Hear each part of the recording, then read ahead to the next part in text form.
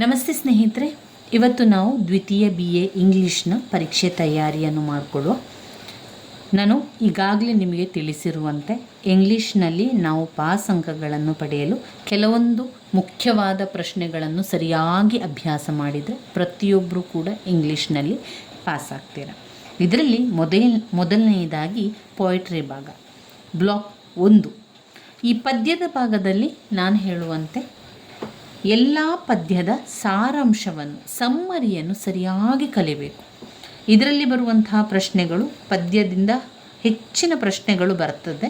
ಅದರಲ್ಲಿ ಟಿಪ್ಪಣಿ ಬರೀಲಿಕ್ಕೆ ಕೂಡ ಪದ್ಯದಿಂದ ಬರ್ತದೆ. ಹಾಗೆ ಪ್ರಶ್ನೋತ್ತರಗಳು ಕೂಡ ಪದ್ಯದಿಂದ ಬಂದೇ ಬರುವಂತಹ ಪ್ರಶ್ನೆಗಳು.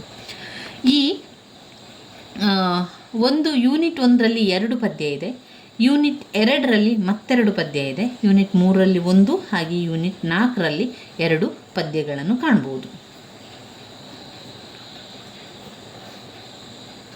7 ಪದ್ಯಗಳಿದೆ. ಈ 7 ಪದ್ಯದ ಸಮ್ಮರಿಯನ್ನು ನೀವು ಸರಿಯಾಗಿ ಕಲ್ತ್ಕೊಂಡ್ರೆ, ಹಾಗೆಯೇ ಡ್ರಾಮಾ ಕೂಡ ಹಾಗೆ ಅದನ್ನು ಕೂಡ ನೀವು ಸರಿಯಾಗಿ ಕಲ್ತ್ಕೊಂಡ್ರೆ ನಿಮಗೆ ಇಂಗ್ಲೀಷ್ನಲ್ಲಿ ಪಾಸ್ ಅಂಕಗಳು ಸಿಗಲಿಕ್ಕೆ ಏನೂ ಕಷ್ಟ ಆಗೋದಿಲ್ಲ.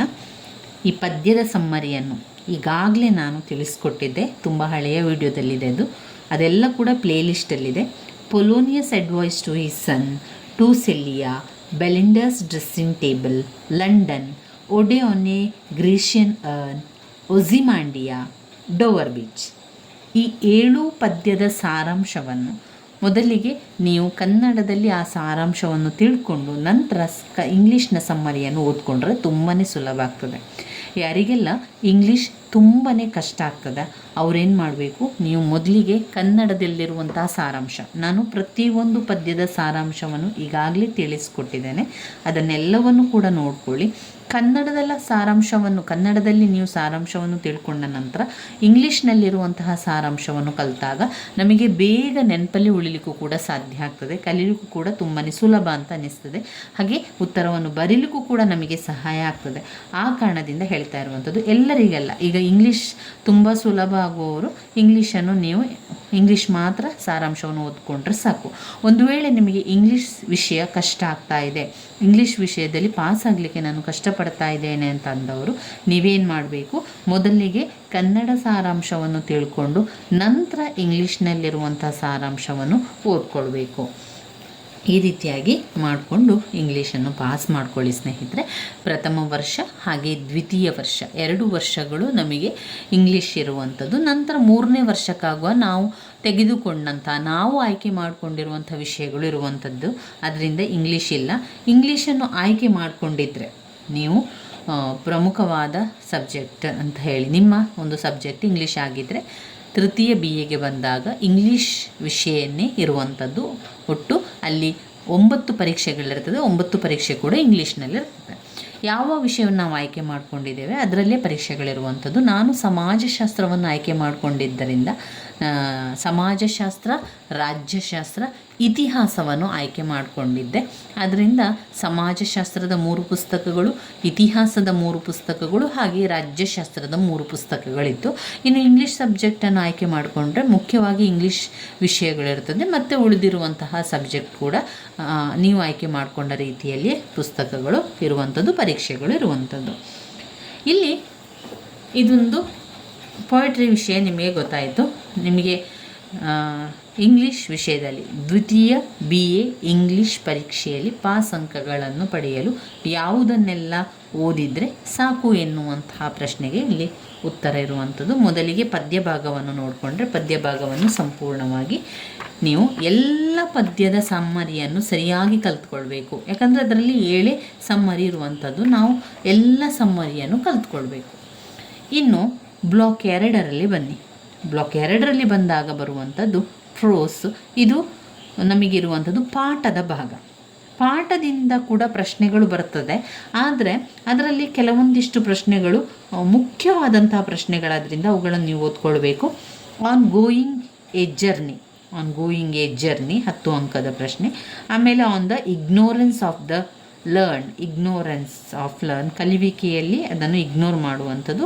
ಆಮೇಲೆ on the knocking at the gate in Macbeth walking tour ಇಲ್ಲಿ ನಾನು ಇವಿಷ್ಟೇ ಪಾಠವನ್ನು ಓದಿರುವಂಥದ್ದು. ಹಾಗೆ 7 ಪದ್ಯದ ಸಮ್ಮರಿಯನ್ನು ಕಲ್ತ್ಕೊಂಡಿದ್ದೆ, ಸಮ್ಮರಿಯನ್ನು ಸರಿಯಾಗಿ ಕಲ್ತಿದ್ದೆ. ಹಾಗೆ ಪಾಠದಲ್ಲಿರುವಂತಹ ಒಂದು 4 ಪಾಠವನ್ನು ಸರಿಯಾಗಿ ಓದ್ಕೊಂಡಿರುವಂಥದ್ದು, ಪಾಯಿಂಟ್ಸ್ ರೀತಿಯಲ್ಲಿ ಕಲ್ತಿರುವಂಥದ್ದು.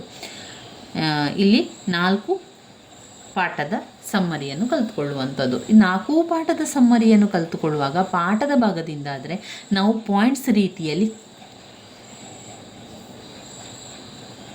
ರೀತಿಯಲ್ಲಿ ಅವುಗಳನ್ನು ಕಲ್ತುಕೊಳ್ಳುವಂಥದ್ದು ತುಂಬಾ ಮುಖ್ಯ ಆಗಿರ್ತದೆ. ಹಾಗೆ ಅಲ್ಲಿನ ಒಂದು ಮುಖ್ಯವಾದ ವಿಚಾರಗಳೇನಿದೆ, ಆ ಪಾಠದೊಳಗೆ ಏನೆಲ್ಲ ವಸ್ತುಗಳನ್ನು ತೆಗೆದುಕೊಂಡು ಹೋಗಬೇಕು ಅಥವಾ ಏನೆಲ್ಲ ಸಾಮಗ್ರಿಗಳು ಬೇಕು ಅಂತ ನೋಡಿಕೊಂಡು ನಾವು ಅಲ್ಲಿಂದ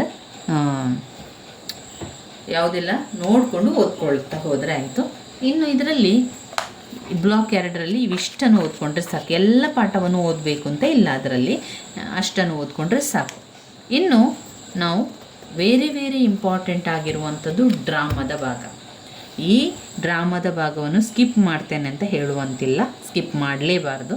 ನಮಗೆ ಟಿಪ್ಪಣಿಗೆ ಕೂಡ ಪ್ರಶ್ನೋತ್ತರಕ್ಕೆ ಪ್ರಶ್ನೆಗಳು ಬರ್ತದೆ.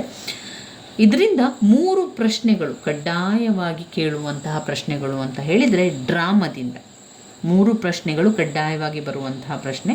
ಅದರಲ್ಲಿ ನಾವು ಯಾವುದಕ್ಕೂ ಕೂಡ ಉತ್ತರವನ್ನು ಬರೀತಾ ಹೋಗ್ಬೋದು. ಅದರಿಂದ ಡ್ರಾಮಾ ತುಂಬಾ ಮುಖ್ಯವಾಗಿರ್ತದೆ. ಹಾಗೆ ನಮಗೆ ಒಳ್ಳೆಯ ಅಂಕಗಳು ಪಾಸ್ ಅಂಕಗಳು ಸಿಗಲಿಕ್ಕೆ ಕೂಡ ಸಹಾಯಕವಾಗುವಂಥದ್ದು ಡ್ರಾಮಾ. ವಿಲಿಯಂ ಶೇಕ್ಸ್ಪಿಯರ್ ಅವರು ಬರೆದಿರುವಂಥ ಜೂಲಿಯಸ್ ಸೀಸರ್ ಡ್ರಾಮಾದಿಂದ ನಮಗೆ ಎಲ್ಲವೂ ಕೂಡ ಅನುಭವ ಆಗಿರುವಂಥದ್ದು. ಇನ್ನು ಬ್ಲಾಕ್ 4ರಲ್ಲಿ ನಾವು ನೋಡಿದರೆ ಯಾವ ಭಾಗ ಇದೆ? ಗ್ರಾಮರ್ ಭಾಗ ಇದೆ. ಇನ್ನು ಗ್ರಾಮರ್ ಭಾಗದಲ್ಲಿ ಯಾವುದನ್ನು ಓದ್ಕೊಂಡ್ರೆ ಸಾಕು ಅಂತ ನಿಮ್ಮಲ್ಲಿ ಪ್ರಶ್ನೆ ಇರ್ಬೋದು. ಎಲ್ಲವನ್ನು ಕೂಡ ಓದ್ಕೊಳ್ಬೇಕು ಅಂತ ಇಲ್ಲ, ಗ್ರಾಮರಲ್ಲಿ ಎಲ್ಲವನ್ನು ಕೂಡ ಓದ್ಕೊಳ್ಬೇಕು ಅಂತ ಇಲ್ಲ. ಮುಖ್ಯವಾಗಿ ಎಸ್ಸೆ ರೈಟಿಂಗನ್ನು ನೀವು ಬಾಯ್ಪಾಠ ಮುಖಾಂತರ ಆದರೂ ಕಲಿಬೇಕು. ಸರಿ, ಎಸ್ಸೆ ಕಲಿಬೇಕು ಅಂತ ಹೇಳ್ತಾ ಇದ್ದೇನೆ. ನಿಮ್ಮಲ್ಲಿ ತುಂಬ ಜನರಿಗೆ ಪ್ರಶ್ನೆ ಇರ್ಬೋದು, ಯಾವ ಎಸ್ಸೆ ಬರ್ತದೆ ಅಂತ ಗೊತ್ತಿದೆಯಾ, ಯಾವ ಎಸ್ಸೆ ಬರ್ತದೆ ಅಂತ ಗೊತ್ತಿಲ್ಲದೆ ಹೇಗೆ ನಾವು ಕಲಿಯುವುದು ಅಂತ ನಿಮ್ಮಲ್ಲಿ ಅನೇಕರಲ್ಲಿ ಪ್ರಶ್ನೆ ಇರ್ಬೋದು. ನಾವೇನು ಮಾಡಬೇಕು, ಯಾವ ರೀತಿ ಕಲಿಬೇಕು ಅಂತ ಹೇಳಿದರೆ, ಎಸ್ಸೆ ರೈಟಿಂಗ್ ಅಂತ ಬಂದಾಗ ಅವರು ಪ್ರಬಂಧವನ್ನು ಕೊಡ್ತಾರೆ. ಆ ಪ್ರಬಂಧ ದಿನನಿತ್ಯ ಉಪಯೋಗಿಸುವಂತಹ ವಸ್ತುಗಳಾಗಿರ್ತದೆ, ಆಹಾರ ಪದಾರ್ಥಗಳಾಗಿರ್ತದೆ, ಅಥವಾ ಇನ್ಯಾವುದೇ ವಿಚಾರಗಳಿರ್ಬೋದು. ನಾವೇನು ಮಾಡಬೇಕು ಅಂತ ಹೇಳಿದರೆ, ಆ ಎಸ್ಸೆ ರೈಟಿಂಗ್ ವಿಷಯದಲ್ಲಿ ಜನರಲ್ ಟಾಪಿಕನ್ನು ಆಯ್ಕೆ ಮಾಡಿಕೊಳ್ಬೇಕು. ಜನರಲ್ ಟಾಪಿಕನ್ನು ಆಯ್ಕೆ ಮಾಡಿಕೊಂಡು ಒಟ್ಟು 3 ಎಸ್ಸೆಯನ್ನು ನೀವು ಸರಿಯಾಗಿ ಕಲ್ತುಕೊಂಡ್ರೆ ನಂತರ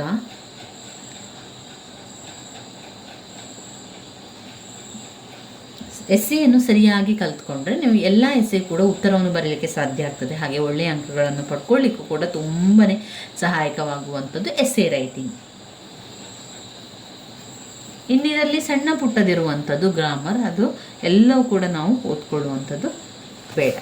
ಇವಿಷ್ಟು ವಿಚಾರ ನಿಮಗೆ ಗೊತ್ತಿರಲಿ, ಈಗಾಗಲೇ ಅದನ್ನು ಹೇಳಿದ್ದೇನೆ. ಆದರೆ ಮತ್ತೊಮ್ಮೆ ನಾವು ಪರೀಕ್ಷೆ ತಯಾರಿಯನ್ನು ಮಾಡಿಕೊಳ್ಳೋದ್ರಿಂದ ಆರಂಭದಿಂದ ನಿಮಗೆಲ್ಲವನ್ನು ಹೇಳ್ತಾ ಇರುವಂಥದ್ದು, ಪಾಸ್ ಅಂಕಗಳು ಸಿಗಲಿಕ್ಕೆ ನಾವು ಇಷ್ಟೊಂದು ಮಾಡಿದರೆ ಸಾಕು.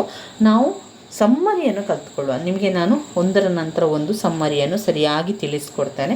ಮೊದಲಿಗೆ ಕನ್ನಡದಲ್ಲಿರುವಂಥ ಸಮ್ಮರಿಯನ್ನು ಕೂಡ ಹೇಳಿಕೊಡ್ತೇನೆ, ಹಾಗೆ ಇಂಗ್ಲೀಷ್ನಲ್ಲಿರುವ ಸಮ್ಮರಿಯನ್ನು ಕೂಡ ನಿಮಗೆ ನಾನು ತೋರಿಸ್ತೇನೆ. ನೀವು ಅದನ್ನು ಬರ್ಕೊಳ್ಳಿ, ಓದ್ಕೊಳ್ಳಿ. ಒಂದು ವೇಳೆ ನಿಮಗೆ ಆ ಸಮ್ಮರಿ ಅರ್ಥ ಆಗ್ತಾ ಇಲ್ಲ ಅಂತ ಅಂದರೆ ಬೇರೆ ಕಡೆಯಿಂದಲೂ ಕೂಡ ನೀವು ಸಮ್ಮರಿಯನ್ನು ಓದ್ಕೊಳ್ಬೋದು. ಒಟ್ಟಾರೆ ನಾನು ಹೇಳ್ತಾ ಇರುವಂಥದ್ದು ಸಮ್ಮರಿಯನ್ನು ಕಲಿಯಿರಿ.